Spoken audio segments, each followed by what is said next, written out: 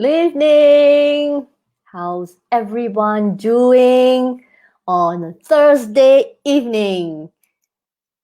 If you're watching this, you can put into the comments, say hi, tell me who you are and how you are doing today. Hello, hello.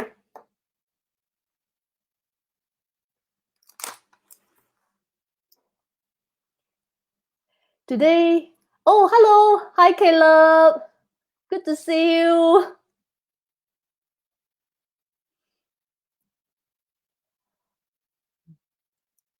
Today's show is a little bit interesting. You are awesome as usual. Yes, awesome personality. Also feeling awesome as well. Well done. Yeah, okay. As I was saying earlier, today is a little bit different because I do not have an invited guest. The reason being because after 4 episodes, people were asking me, so your Facebook Live is a little bit different as compared to last year. For those people who know me, I started doing Facebook Live in May last year. That was me trying to get out of my comfort zone, to put myself out there. And after I think about 13 episodes, I stopped. And the reason for doing that, because life got in the way. And also, the direction and where it was heading wasn't in line with what I wanted to do. So I had an opportunity to actually re-strategize and decided to relaunch it again. So the first few episodes, if you have been following, I have been interviewing female entrepreneurs about their journey, where they came from, the reason for why they started entrepreneurship. And so I wanted to do this episode as kind of a review, my takeaway and the reflection of after speaking to 4 inspiring women. And it just so happened that this particular episode actually coincide with an announcement 2 days ago. You see, everyone in Singapore have been looking forward to the end of Circuit Breaker. It is scheduled to end on the 2nd of June, and a lot of people, including myself, thinking that everything will be all right. We will more or less get back to normal. I mean, at the very least, probably still some kind of a social distancing. We still have to put on masks. And as it turns out, the government had wanted it to phase into it.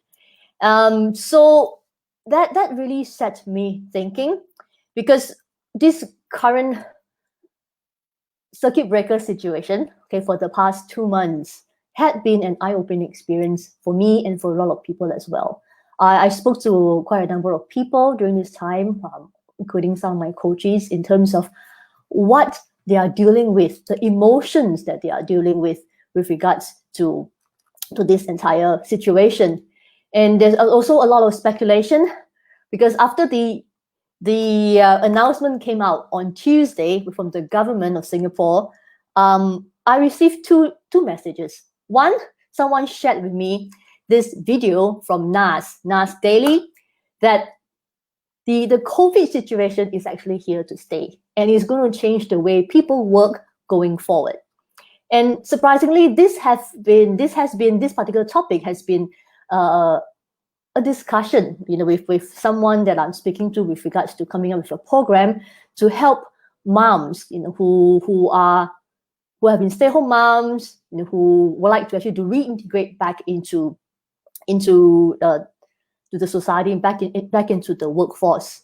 And of course, having this conversation with some of my coaches, I also realized that quite a number of them are actually under the pressure of wondering whether if they still have a job after circuit break, because quite a number of people have been told to take unpaid leave. Some of the people that I heard have taken pay cuts, and quite a few unfortunate ones that I heard from the grapevines, people that I don't know, but from career coaches who have been looking at job placements, people are actually losing their jobs, getting retrenched. So there is a whole different influx of the way people are actually handling the whole situation. And primarily has got a lot to do with with confidence. In how do they actually regain this confidence to get back into the workforce due to age, due to their lifestyle? What kind of changes? And also a lot of shame in a way, as well as fear. I can imagine, especially for those people who have their entire livelihood, their household is dependent on their livelihood. So how is this going to actually impact the way we are looking at things? And another thing that hit me, the second message that hit me, was this female group that I am part of was sharing that a bunch of men. Okay, this is not a man trashing session, just to be clear. A bunch of men in the United States have decided to come out with a conference in order to help women to get in touch with their feminine side. So after looking at this, a lot of emotions came onto me. For me, I am an emotional person, and I do not want to hide that part of me, because I felt that being in touch with your emotions, with your feelings, has got a lot to do with how you make decisions, because how we feel has got a lot to do with our decision-making process and eventually affect our lives. So why I want to talk about this is also because I have a few conversations lately as well, doing this Facebook Live, getting interviewees, and also getting interviewed for the past few weeks. And I have been told that I have this cold demeanor. For people who know me, they say that, in the beginning, they thought I'm some kind of a proud peacock, which is kind of weird because peacock's actually male. But anyway, so they think that I'm somebody very proud because I walk with confidence, I spoke with confidence, and that was a little bit of a turn off. And there always seems to be some kind of a barrier, that people are unable to approach me. I'm friendly in a way, but then there seems to be some kind of a barrier that is like, the people cannot get through to me. And people have already also used words as like cold to describe what they felt about me, and that brought on certain feelings. Then I thought, okay, this would be actually a very, very good opportunity to address, not to address me, but to address what I have actually seen so far in terms of communicating and confidence, with the people that I've interacted and the people that I've actually coached. So back to that, when it comes to confidence, is maybe just to share with you a little bit of my own backstory, because I realized that I haven't had a chance to really share with the audience, people who have been supporting me, people like yourself. Thank you so much for tuning in, coming. Thank you so much for also commenting and interacting with me, and giving me some time and giving me this opportunity to hang out with you. And I really want to take this opportunity to share with you, if you like, why I do what I do. For a lot of people who don't know, the reason why I got into image coaching. I started out coaching as an image coach, and why I got into image coaching is not because I am vain, because I like to dress up, or because I like to do makeup and so on. It's all because back into my childhood days, I didn't really have a lot of confidence growing up. As a teen, I suffered really bad skin problem, and also because I was too thin and too tan for a Chinese and Asian Chinese girl, and I was just out of place. I didn't fit in anywhere. I was this awkward person, and that phase of growing up actually made me want to find out more information, find out how I can actually feel more confident because of the skin problem. And of course, growing up as a female, being Chinese, of the Chinese culture, my upbringing has always been, you are best seen and not heard. And you are best, you keep your mouth shut and speak only when you are spoken to. Nobody asks you for an opinion. So because of that, I've learned over the years to suppress my feelings, my voice, and eventually that got drowned out by everyone else. So I didn't feel important. I didn't feel like I have some kind of a standing or anyone would want to hear my opinion. I felt invisible and I was glad being invisible. Until a period of time that my father decided that, eventually I'm a girl, I would need to be a marriageable position, to be someone's wife.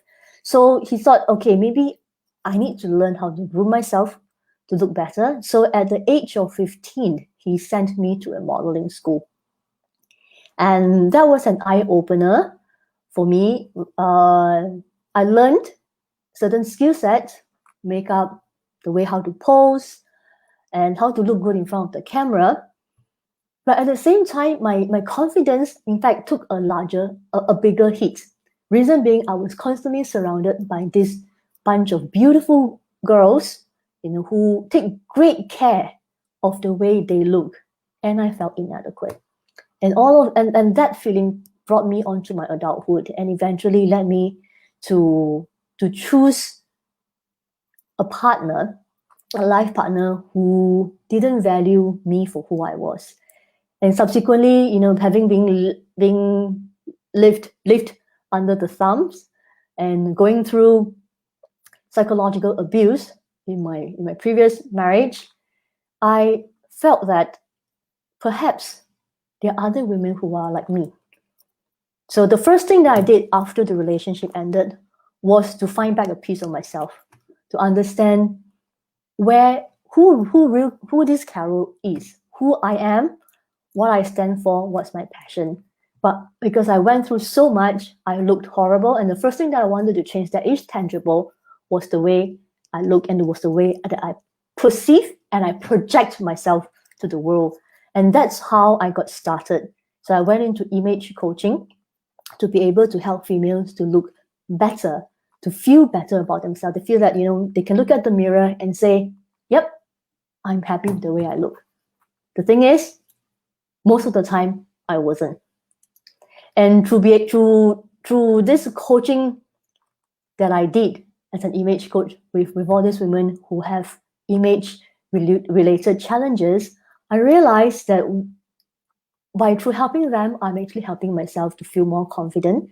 I'm also helping myself to see things from a different perspective. Rather than looking at it inwards, I was able to actually look at it outwards and to be able to help. And that's how my journey started. And that's how I eventually, now move into confidence coaching. And some ask me, why confidence coaching? What kind of clientele do you have? Women who have lost their confidence after divorce, or people who dress up really horribly and they want to look better. And I said, actually, no, this is an image related challenge. But at the same time, a lot of the time, the clients that I've received, that I was able to have the honor to support, they are beautiful in their own rights, but it is the way that they perceive themselves that they're inadequate. Hence, they thought that by changing their look, by having a makeover, by learning how to actually put on makeup, they can actually change the way that they think and they feel about themselves, that they can perhaps look at themselves in the mirror and say, I love the person staring back at me. And that has got a lot to do with a personal confidence. Confidence isn't about, doing something that you are afraid of, but you do it anyway. Or confidence isn't about, looking a certain way. Confidence isn't about sitting a certain way with poise or actually know how to pose in front of a camera. Confidence is about how people look at themselves. So, and then that's how I got started in this journey. And I also realized that when it comes to confidence. When it comes to female, it has got a lot to do with the way we feel, because we are humans. We are capable of a lot of feelings, and it is actually the feeling of the conversations that we have in our head. I had this conversation once with a counselor. He said, when it comes to feelings, nobody can make you feel otherwise. You are responsible for your own feelings. And that was a mind-blowing experience for me. And hence, that became part of my motto, to be able to impart that to the people that I would like to serve and support. So, I see that there's quite a number of you viewing at the moment. I mean, I can't see who you are. I only get to see 6 of you. Thank you for tuning in. Can you just say hello to me and then put in a comment below so that I know who you are, and thank you for hanging out and having to be able to spend time with me today. Well, let's talk about image. Because when I started doing my coaching business, people would be asking me, about image. Who are your image clients? Are those people who have a bad way of projecting their image? Executive in particular, are they the one who are projecting their image? Like, they don't know how to dress, and then they look shabby, so then they will require some help. To be very frank, when I first started out, my clients are actually entrepreneurs and female executives. They want to be able to project a certain kind of authority through the way they dress. I have this very first corporate client, female corporate executive, or rather, who came to me. She has just been promoted from a team leader on into this management role. And then looking at her own wardrobe, she said, okay, I think I used to actually dress a bit more girly-like, so I want to look like that I am able to run a team. I'm given this promotion because I have the capability, but I need to prove myself.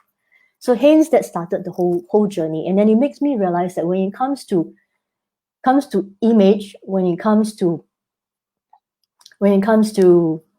projecting the authority, it actually brings confidence to that person as well. So we went through the whole process, choosing the right colors for her, choosing the right kind of clothing that will actually complement her skin tone, but as well as, so because she's also quite petite, so she wants to be able to show her authority and say, okay, I might be small, but I have what it takes. And as it turns out, we're just using, very not inexpensive clothes, just something that she can actually put out together. She doesn't have to stand in front of the wardrobe every day thinking what she needed to wear. And she was able to dress herself in such a way that she walked out, she felt like, yes, I can seize the day and I can take on whatever it is that's coming my way. Oh, hello. Hi, Anita. Hi, Shara. Thank you for tuning in.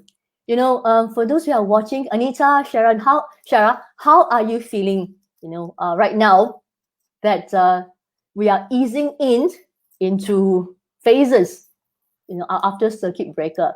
How do you feel? How do you feel whether how this is actually going to impact or affect you? If you can just share this. So back to this topic, when I found about the so-called extension, to me it is an extension because the kids they don't start school until the second week of June.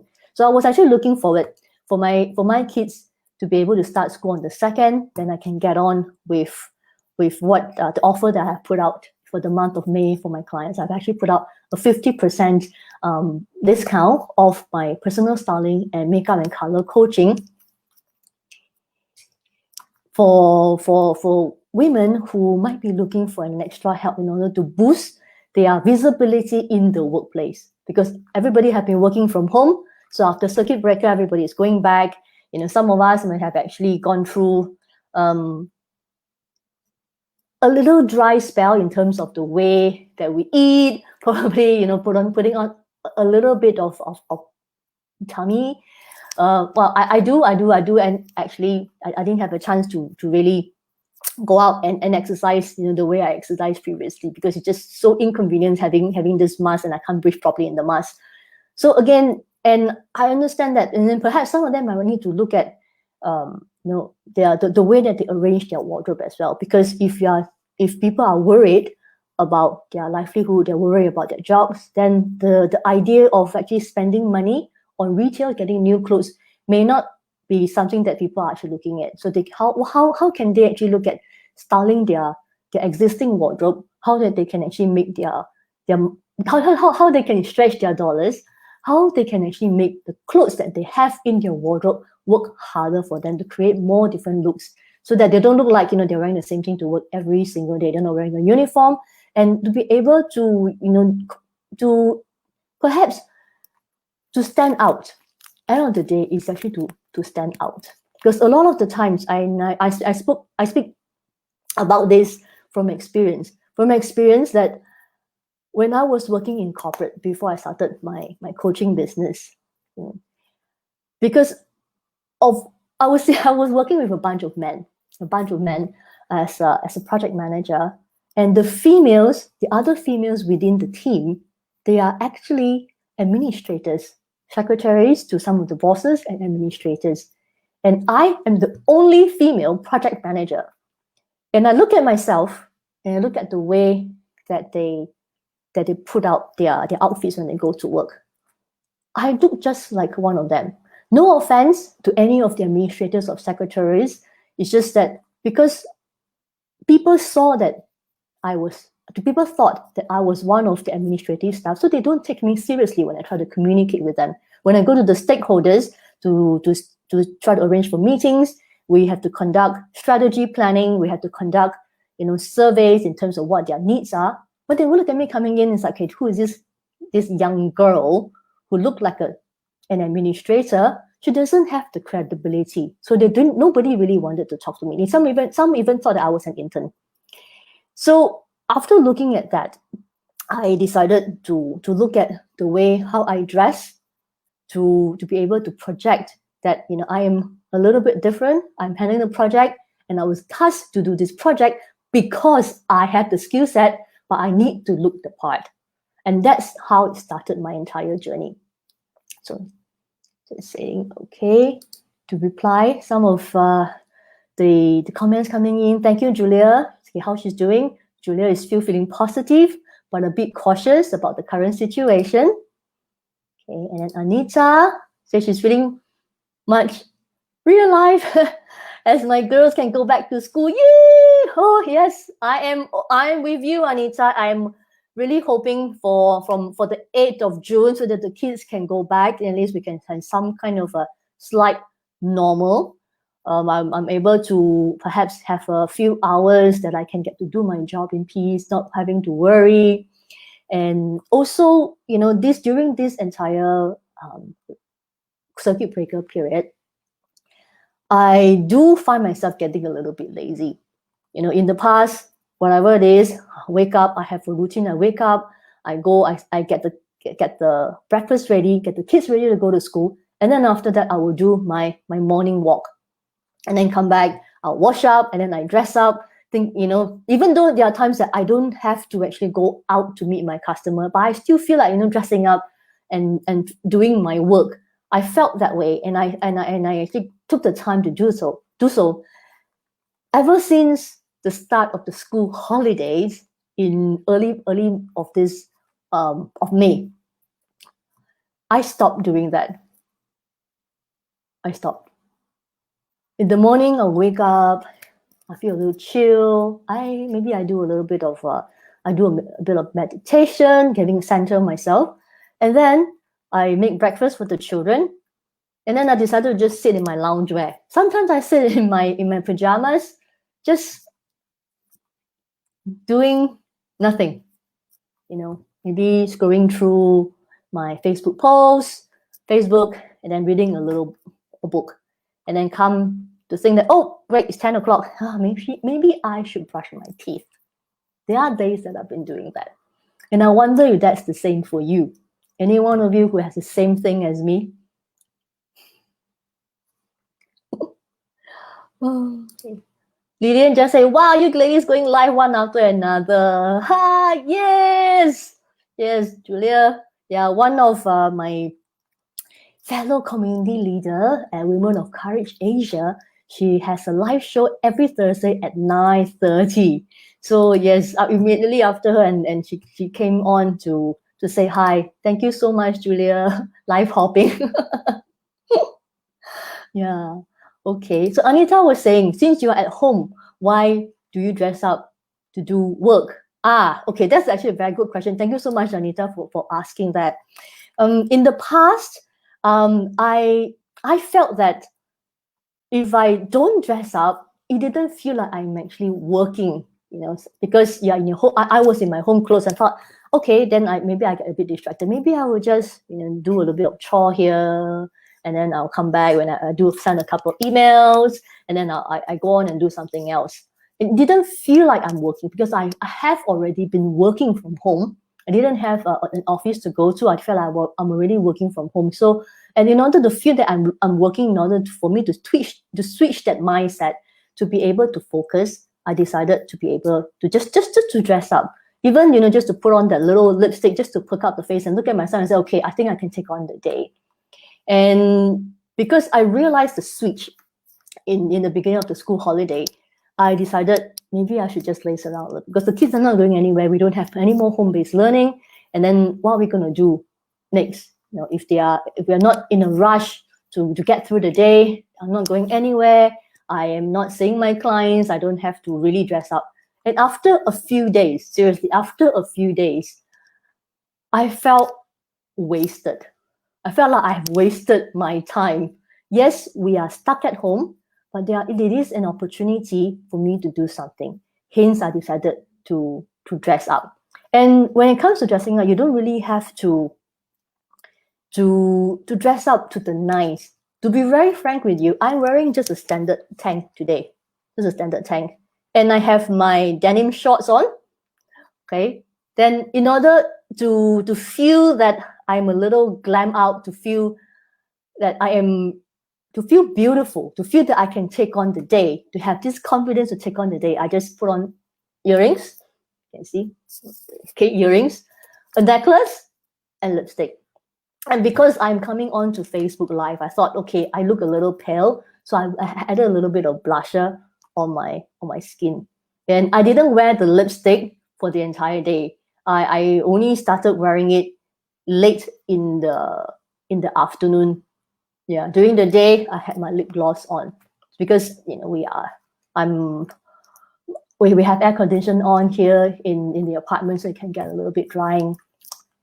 And yeah, so okay, I have a message coming in. Okay, Julia said, yes, we need to break the habit. Yes, we need to definitely break the habit of living like we have a lot of time. So hello Andrea, nice to have you here. Yeah, so this is something that the thing is, I actually have a lot to say, and I thought we'll just keep this a little bit more light as well, to interact, to see how everyone is doing.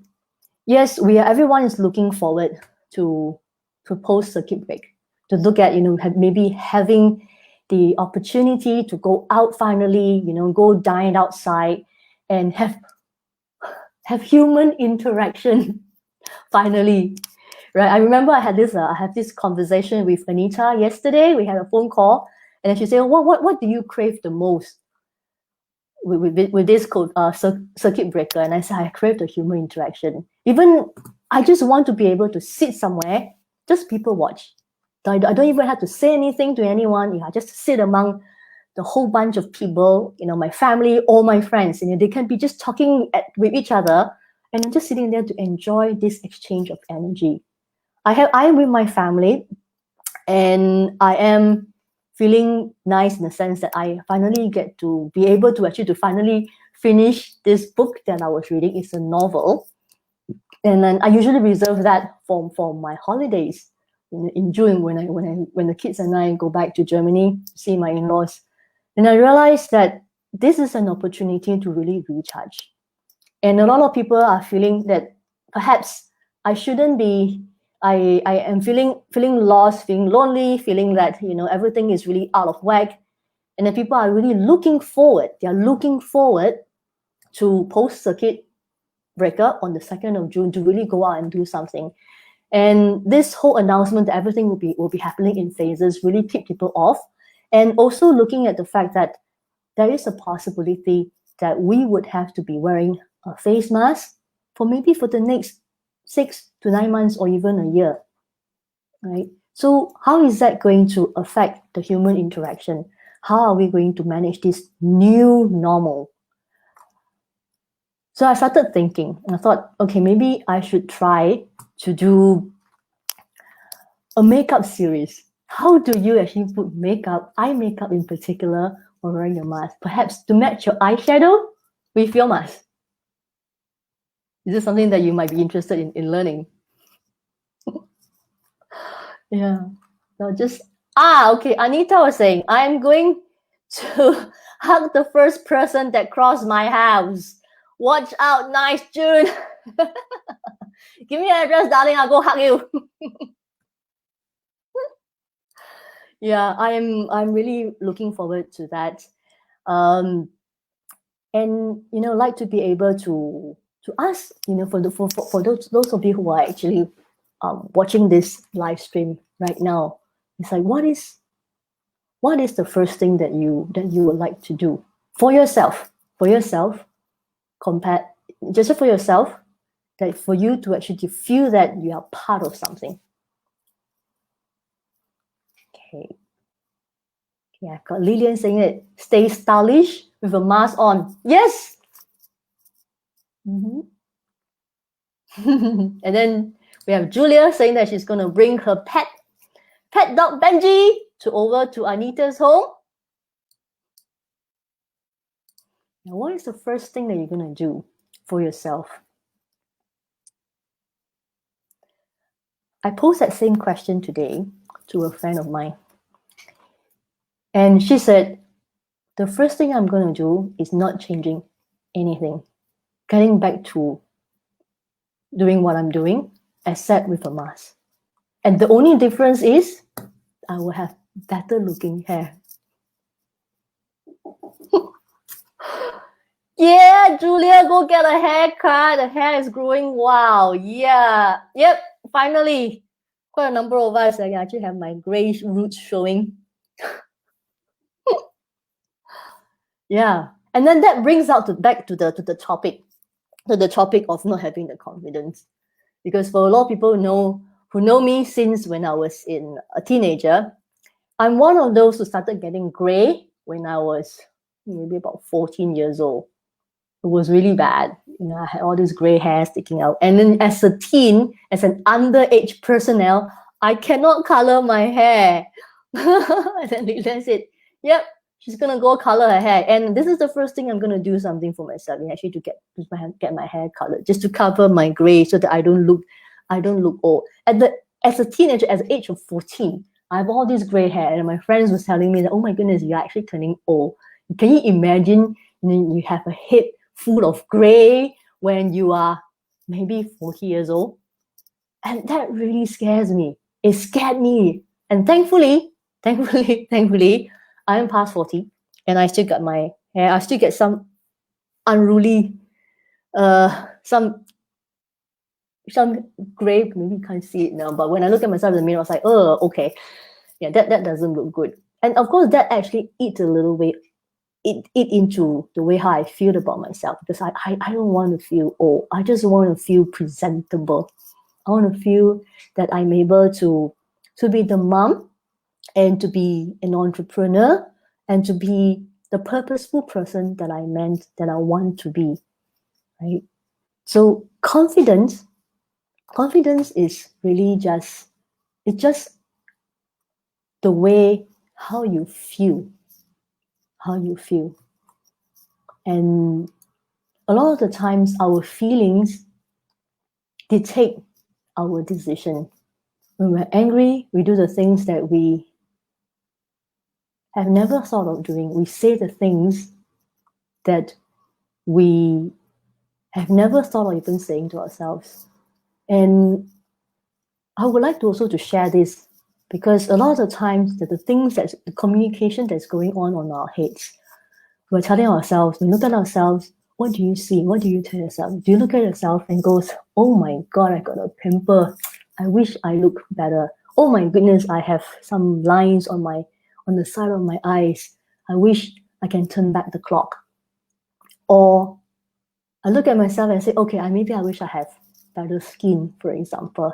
And these are some of the things that we tell ourselves that we don't look good enough to the way society view us. And that eats into the way how we feel about ourselves, and how we actually project to ourselves to the world, and how we actually how the language that we choose basically would how affect how we work with the people, communicate rather with the people around us, our spouse, our partner, our families, and eventually our children as well.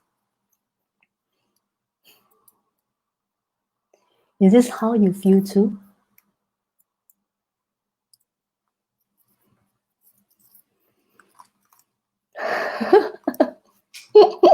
I have a lot of very cool comments coming in. Yeah. Thank you, Jacqueline. You are beautiful too. You are. Everyone is beautiful in your own rights. And I have Anita saying, I am determined to face the world and show them that I did something about my weight. No more jolly chubby Anita's small steps. Yes, taking small steps. And you are beautiful just the way you are.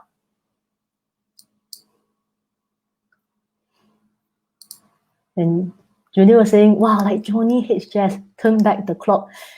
Yeah, indeed, Julia. Like Johnny hates jazz, turn back the clock. Oh my goodness, I think we have just inevitably revealed our which era we are from.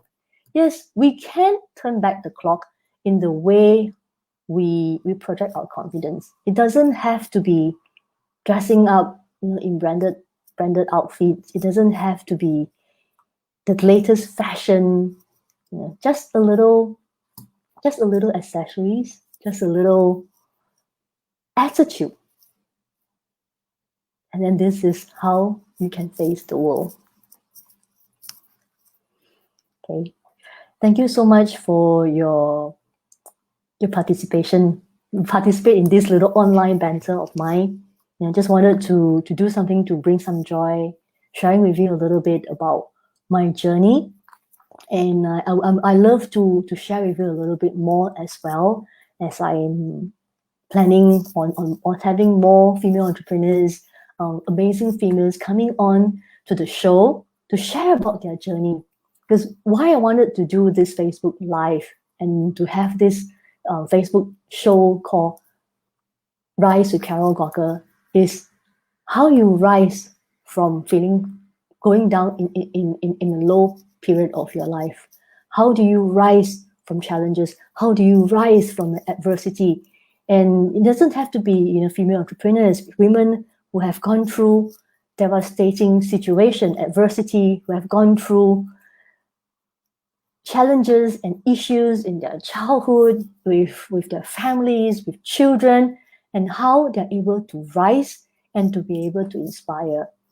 This show may not have a lot of, I would say, celebrities or people who are of high net worth, but I would like to have this little piece that I can share with everyone who is tuning in on a Thursday evening at 10 o'clock, thinking perhaps I can find answers to what I'm looking for. That's why I decided to do this show, and I also would like to be able to, to have this platform to be able to connect with you, to be able to communicate, because I think what this COVID circuit breaker or lockdown situation is doing to a lot of us is cutting off that human communication. And we have people going on to Zoom, to have virtual drinks, to have virtual meetings. Yes, but we can also have human interaction. Even though we can't see each other, we can't touch each other, but we can touch each other's hearts through online sharing. Thank you, Lilian. Lilian was saying, real women with real adversity and taking the courage to be vulnerable and share. And that is indeed, this is what I wanted to do with my show. Wanted to be able to connect with everyone, and also, to tell everyone that don't be afraid to reach out and connect with me. Even though maybe you may not know me, if you look at my picture thinking that I am actually unapproachable, there's this barrier that's separating you and me, and I would really like to have this particular day, in fact today, to tell you that you can come speak to me.